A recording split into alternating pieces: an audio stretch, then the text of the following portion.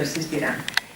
Enguany heu fet la vostra redacció al voltant del tema Vinaròs, el meu poble. Era un tema lo suficientment ample com per a que l'abordéssiu com volguéssiu i efectivament així ho heu fet. Abans, però, de dir-vos qui han estat les guanyadores o els guanyadors, pel fet d'haver participat, us lliurarem a cadascú una calculadora científica. Aniré cridant-vos, passareu per aquí, les recollireu. Si alguna companya o company, pel que sigui, no ha pogut vindre, li podeu recollir i ja li doneu vosaltres. D'acord? Primer que res, començarem amb el repartiment de les calculadores.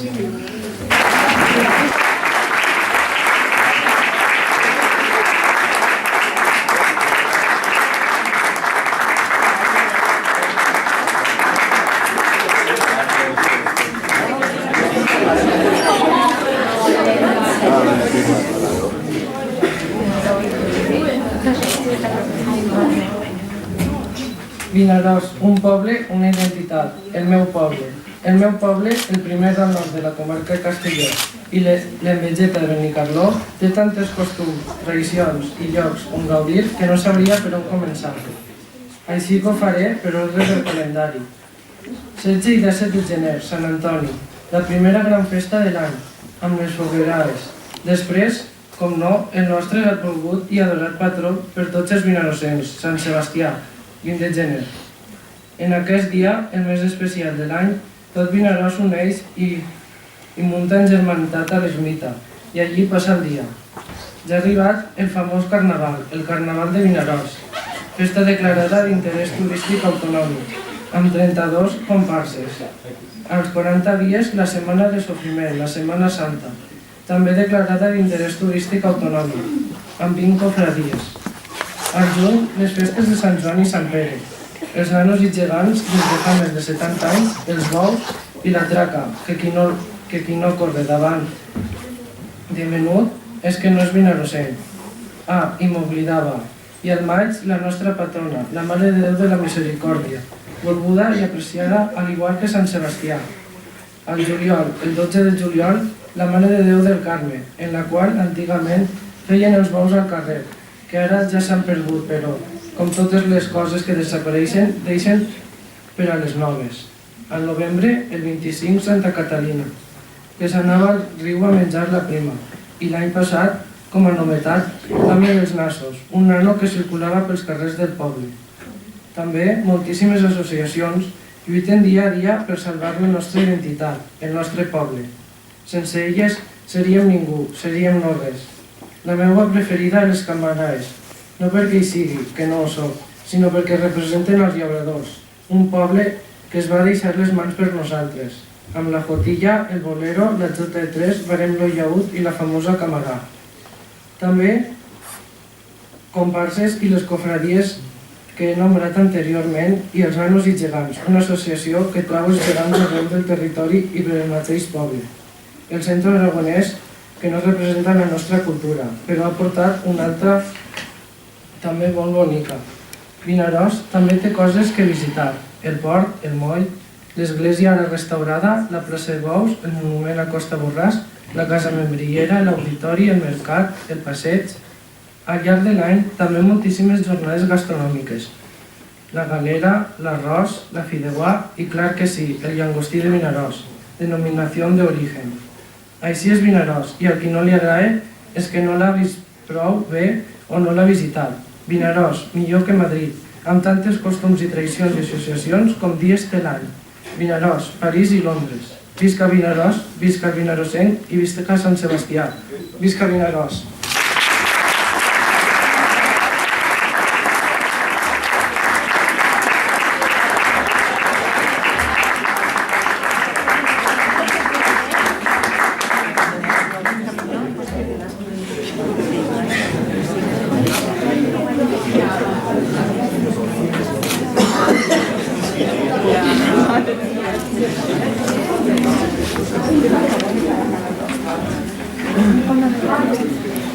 Bé, i ara anem cap al segon premi, que consisteix també en una llibreta de Caixa Vinaròs amb 150 euros el pagament dels llibres de primer de batxillerat. La segona classificada és Patricia Luisa Domsa, d'Elies Leopoldo Querol.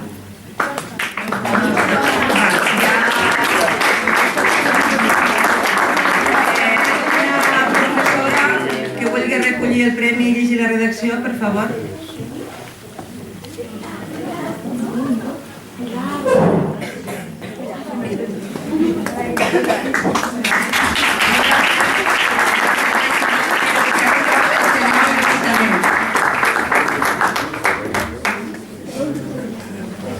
Gràcies. Mira.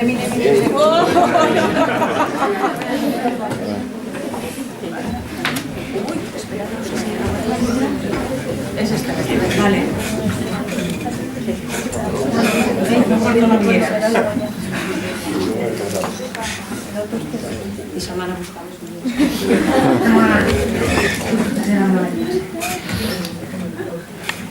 Vinaròs és un poble meravellós. En ell pots fer-te el que tu desitges. Des d'anar a la platja amb els teus amics a fer una torradeta a la muntanya amb la teva família. Però el que més m'agrada és el passeig marítim, el parc de Llagostí i el port, ja que són dos llocs més espectaculars. Per començar, parlaré un poquet sobre el passeig marítim. Aquest passeig el van reformar i també cal dir que va fer un treball meravellós. Ja no hi ha pedres ni una petita barra que t'impedisca veure el mar. Ara el sol és de diferents colors, blau i car, i n'hi ha unes escales amb formes per baixar directament a la platja. Gràcies a això, molts xiquets juguen a l'arena mentre els seus pares prenen un cafè en alguna cafeteria del costat. També els adolescents poden banyar-se a la mar i després anar directament a berenar o alguns iaios que encara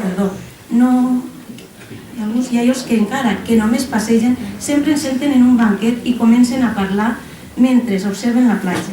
En resum, és tan bonic que sense voler et poses a pensar la tarda sencera només observant el paisatge. Encara que el passeig marítim sigui espectacular i tinga...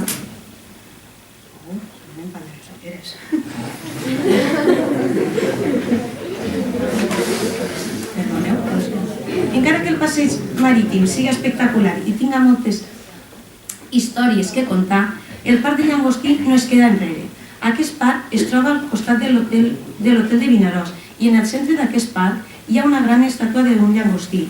I ara us preguntareu per què un llagostí.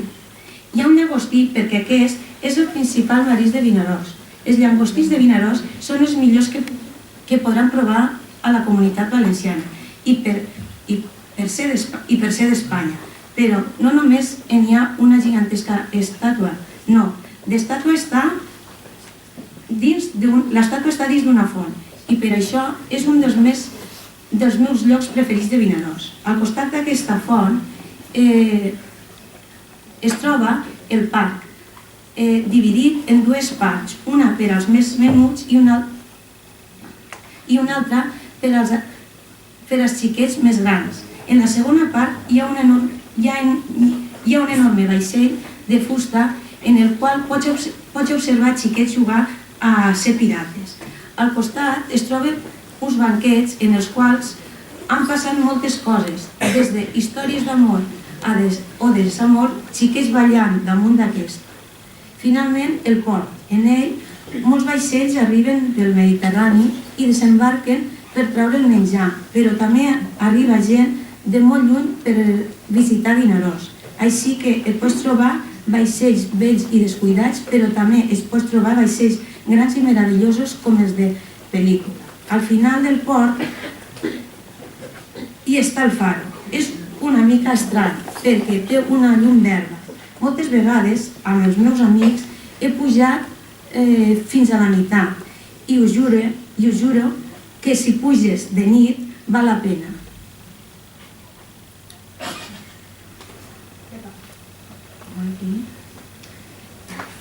Es veu tota la ciutat de Vinaròs perfectament, amb les seues llums dels edificis i carrers que il·luminen la ciutat i li donen un aspecte meravellós. I també pots observar el mar i, encara que no ho creeu, el castell de Peníscola. Però estic segur que el que més et cridarà l'atenció serà tota la gent, xiquets, adults i fins i tot iaios, parlant, corrent, jugant, cantant, ballant, etc. Tot el món està feliç i orgullós de viure en un poble tan especial com és Vinaròs. Ara us preguntareu, per què m'està contant això i no coses tradicionals o festes? Vos dic que us he parlat d'això perquè si començara a explicar totes aquestes coses, la festa de Sant Sebastià, l'ermita, la festa de Sant Antoni, les festes de Sant Joan i Sant Pere o la típica dansa de les camaraes, us asseguro que no acabaria mai de lo fantàstiques i divertides que són. En canvi, he explicat una mica els llocs que per a mi són els més bonics i que val la pena visitar-los de Vinaròs. I què més dic? Doncs no res. Així us deixo una breu explicació sobre els meravellosos llocs de Vinaròs i com és la gent que habita aquest poble, el poble de Vinaròs.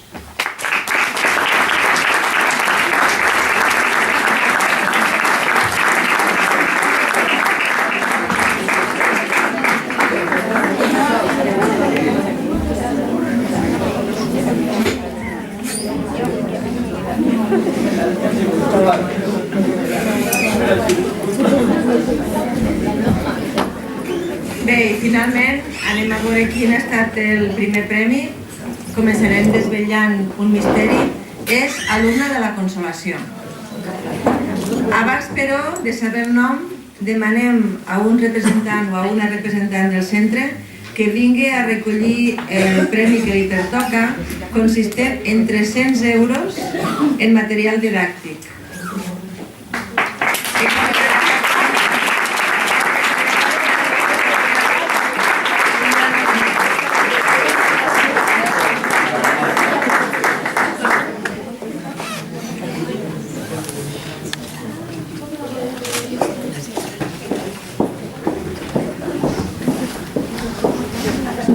Bé, i ara sí, anem a saber qui és la guanyadora, que rebrà una llibreta de Caixa Vinaròs amb 200 euros i el pagament dels llibres de primer de batxillerat.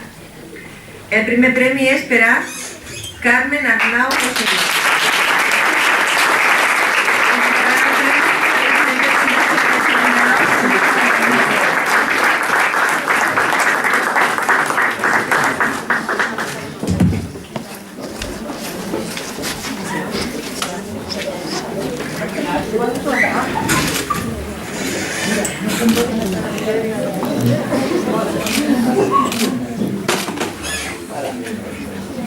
Tot i que només tinc 13 anys i se suposa que els meus records no parlen de temps tan llunyans, mai oblidaré aquells dissabtes al matí amb el meu avi. El meu avi no era vinarossenc, provenia d'un poble de València, més concretament de Carcaixent. Puc recordar que sempre que ell era a Vinaròs anàvem a donar una volteta per el poble, mentre que la iaia feia el dinar. Al no ser d'aquí, ell em dia amb estima que sigués la seva guia turística, i jo amb il·lusió l'agafava molt fort de la mà i el portava fins als meus llocs preferits de Vinaròs. El punt de sortida era la Mera. Recordo que per anar-hi calia pujar 3 o 4 escalons que no eren gaires, però per a mi eren molts. La recordo molt alta, però fins fa poc no sabia si era una realitat o jo, que era més baixeta. Mirant fotos em vaig adonar que era una mescla de les dues coses. Abans la Mera era molt alta i jo era més menuda. Tinc a la ment la meva imatge jugant en aquells bronzadors de colors lluminosos i una mica rovellats, mentre que el meu avi estava assegut a aquells bancs de color verd fosc de ferro. Després d'una estona ens dirigíem cap a l'església si prestàvem. Recordo que sempre li preguntava al meu avi com havia pogut fer aquells sostres tan redons en arquitectura perfecta i a tanta altura. Encara ara no entenc com en els pocs avanços que hi havia abans podien arribar a fer aquelles obres d'art i que ara en alguns edificis de l'actualitat ja estiguen plens d'esquerdes. L'última parada era el mercat. Tinc a la ment aquella façana de color granat amb portes de reixa verdes. Una combinació que no he acabat d'entendre mal. Sols entrar-hi podies notar el tràfic dels peixaters portant les caixes de peix fresc, la verdura terrosa acabada de collir, l'aroma de la fruita fresca, fins i tot el xivarri de la gent que entra i surt carregada de bosses. Els xius-xius i els gestos propis de les xafarderies recentment sortides a la llum. Era una mescla d'olors, colors, textures i sons que donaven vida a aquell recinte. No sé si ara el meu avi, que era cec, sabria sols creuar la porta que s'hi troba. No sé si li arribaria la mateixa essència de poble que fa 10 anys. I és que les bones essències com les bones costums no s'haurien de perdre mai, i totes aquestes coses donen essència al meu poble, Vinaròs.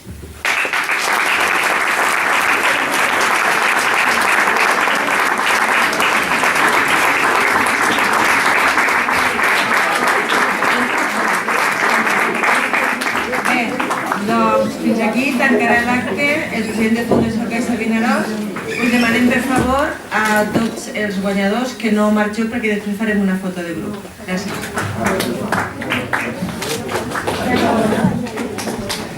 Molt bona tarda i en principi felicitar tots els assistents i totes les persones que han concursat a aquest concurs de redacció. Enguany som la 25a edició i nosaltres, com a Fundació Caixa Vinaròs, el que volem és dedicar i fomentar la festa de Sant Antoni. I pensem que ja que ha d'acudit o ha arribat tots la gent jove i la gent major, no? En aquest cas, a la gent jove pensem que una cosa adequada seria el concurs de redacció. I aquest concurs de redacció ens sorprèn bastant, perquè cada any la joventut, a diferència de nosaltres, té una visió diferent del poble. En aquest cas, jo no sé si tindrem un biòleg, un comercial o un arquitecte en el futur, no un urbanista, perquè hem parlat de coses del nostre poble. Vivències de quan som jovenets, quan acompanyen els seus avis, la seva família, però que sí que tota la vida els acompanyaran. Vinaròs, en la suma de totes les persones que avui dia estan aquí presents i algunes persones són com majors, cada dia volem tindre una visió més global i més avançada, no?, dins la situació d'Espanya. I gràcies a tots vostès, a les inquietuds dels joves i a les nostres també voluntats, pensem que aquest tipus d'educació pot servir per a la vida futura i per als moments en els quals s'afrontaran les realitats. Nosaltres donem per concluïda aquesta 25a edició. Felicitar els professors per la seva voluntat d'apostar per la gent jove, als que han concursat i, com no, a totes les persones que han tingut la voluntat d'estar aquí amb nosaltres, també agrair públicament aquest motiu. Per tant, visca Sant Antoni i fins l'any que ve.